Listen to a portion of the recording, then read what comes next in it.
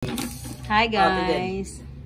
Hello, guys, kasi harvest season dito sa amin ngayon, kaya gagawa kami ng paraan. Nandito si Badong. Ay, may peanut butter.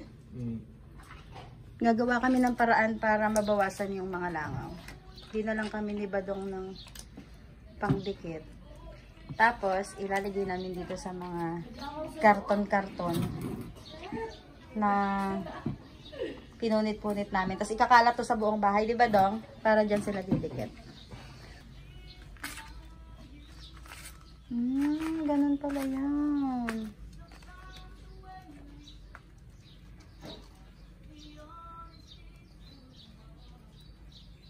Pag uugas mo, naalis naman yun sa ano. Oh.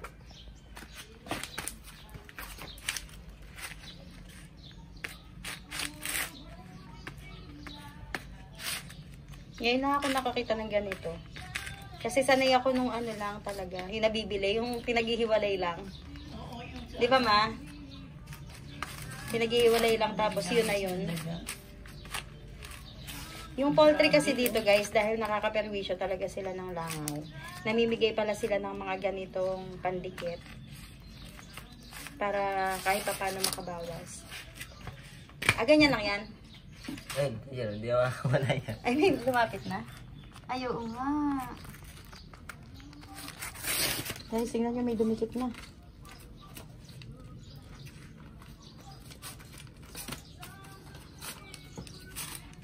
Sobrang daming langaw kasi ngayon. Sa palagay mo, sapat na yung 5? Kuha pa ako ng karton.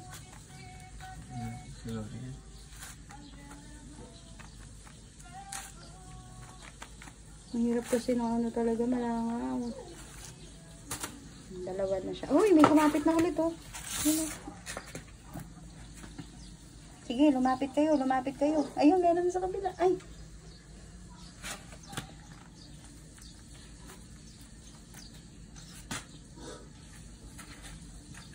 Yung pandikit, nilagay namin yun sa loob ng bahay. Tapos eto naman, ay basta iaano lang yan Dong? Ikakapit lang yan, tapos lalapit. Ano mo, isasaw-saw mo dito? May mga tali kami. Tapos dyan daw didikit yung mga langaw. Kasi hindi na kami makakilos ng maayos.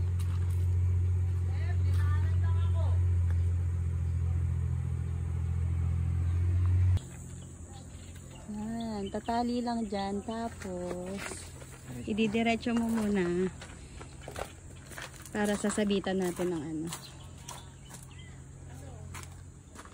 Ngayon lang namin to ginawa dito guys sa amin eh. Kaya wala talaga ako idea kung paano.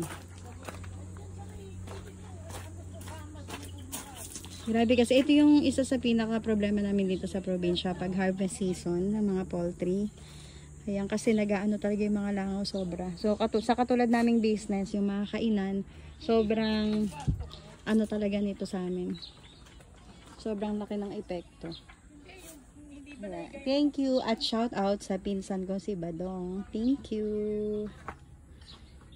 Humingi daw siya guys sa poultry kasi isa siya sa mga nag-harvest ng manok doon. Tapos sinabi daw niya na kailangan namin dito ng pandikit kaya pinagdala siya ng may-ari.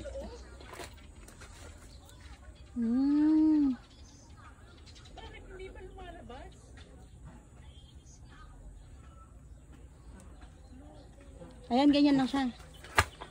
Tapos, pag dumikit, ganyan lang yun.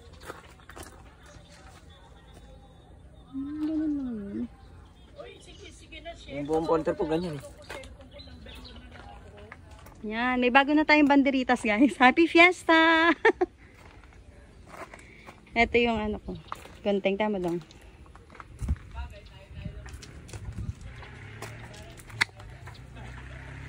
Diba? Yung pandikit na nilagay dun sa karton, dinidikitan ni Badong yung mga tali para nga naman dun pupunta yung mga langaw. Wala, ang galing! Amazing! 3 points. Oo nga. Ayun na, may nakadikit na. Gusto pala talaga nila sa mga tali-tali. No? Ay, puro ganito pinasa poultry. Ang galing. Tinalangan dyan ka ba dong? Thank you very much. Yabang, no? Yabang ng pamputol ko, no?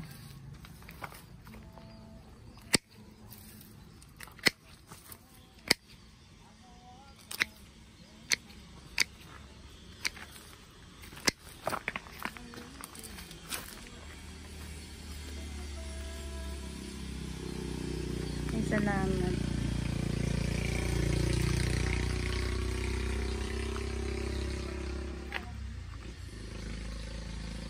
Sino naglalagay sa poultry ng mga ganyan? Mga blackman po. Kala ko kayo pa eh. Minsan po tumutulong.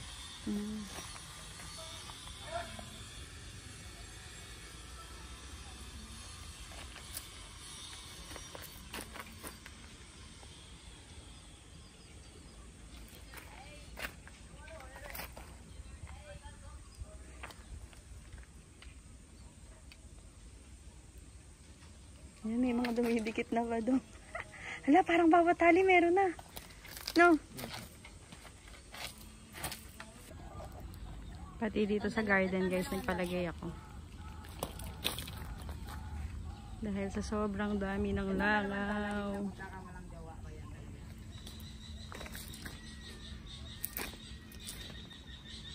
I like that song.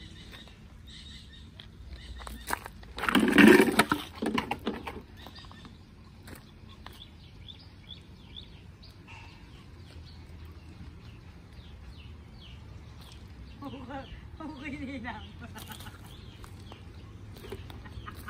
Nag-off-cam talaga to. Hoy, huwag mo i-off-cam yan. Ay, ano, Jopay.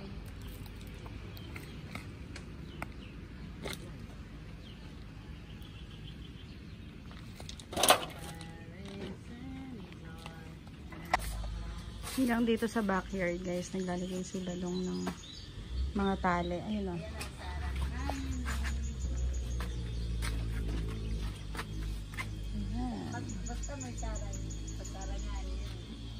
Kung pwede nga lang ano eh. Badang kung pwede lang buong bahay, no? Yung hindi ka nalalabas. Guys, tingnan niyo yung mga dumikit na langaw, oh. Grabe, sa isang tali lang yan, ha. Eh, meron pa siyang katabi dito. Ayan.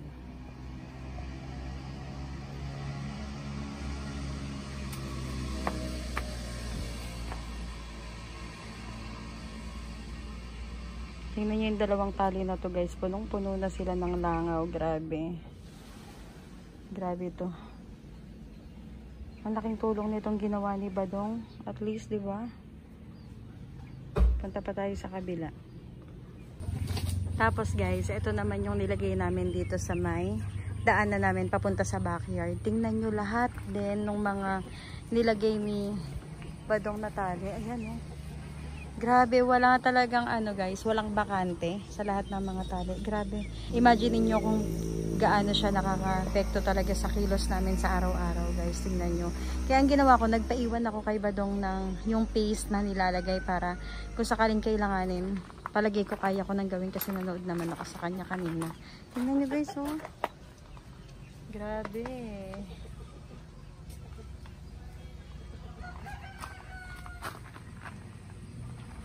Ayan. Grabe yan.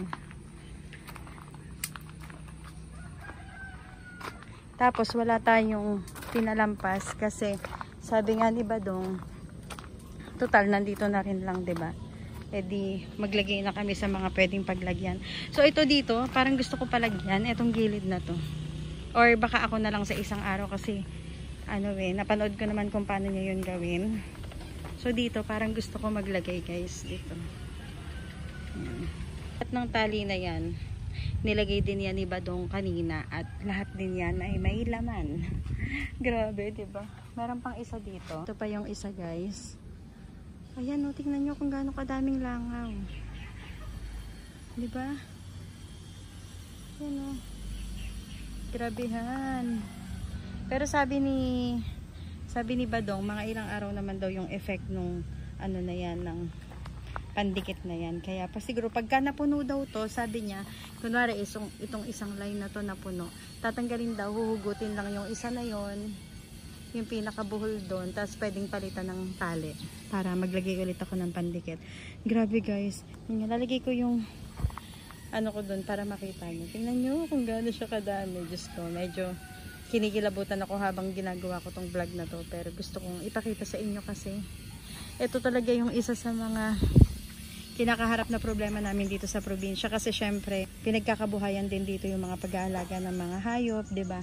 So ito yung pinaka risk kapag nag-alaga kayo ng mga manok, kasi talagang inaano na rin ng mga tao dito sa lugar namin, kasi talagang kahit wala kang negosyo na tindahan na kainan or whatsoever, kasi nakakaapekto na talaga siya sa pamumuhay. Kasi 'di ba, imagine niyo, napakahirap kumain, ang hirap kumilos ng maraming langaw, 'di ba? So ayun, kaya thankful din ako na pinuntahan kami dito ni Badong para magbigay siya ng mga ganitong pandikit para mabawasan yung mga langaw namin. And nag-work talaga siya, nabawasan yung mga langaw namin sa loob ng bahay. Pero syempre hindi naman nasimot, pero marami talagang natanggal. Ay grabe, grabe to guys. Hindi ko madikitan. Tingnan nyo yan. Grabe yan, oh my god. Diyan na daw yan sila mamamatay. Ay grabe guys, nangingilabot ako. So yun guys, share ko lang sa inyo yung sitwasyon namin dito. Kaya ngayon, pansamantala, hindi talaga kami nakakapagpa-dine in dito sa backyard garden. And mapapansin nyo, wala kaming mga table dito. May isang upuan lang kami kasi nga dito nagla-live yung kapatid ko. Nagpa-fan na lang siya nung wala pa kaming mga ganyan. Tapos, ayan, nandyan lang yung table, ay yung ano niya, upuan niya, tas yung tripod pag kailangan niya, o kaya doon siya sa kubo ni Marge pumupwesto or kahit saan dito. Pero mapapansin nyo, lahat ng tables namin ay nasa harap na natin kasi doon medyo mas kalmado kumpara dito. So ayun guys, thank you so much for watching, and hindi pa po kayo nakakapag-subscribe sa ating channel, please do subscribe, and don't forget to hit the notification bell para lagi po kayong updated sa lahat ng mga kaganapan ng buhay namin dito sa probinsya. Thank you so much for watching, God bless you all, and I'll see you guys on my next vlog. Bye bye!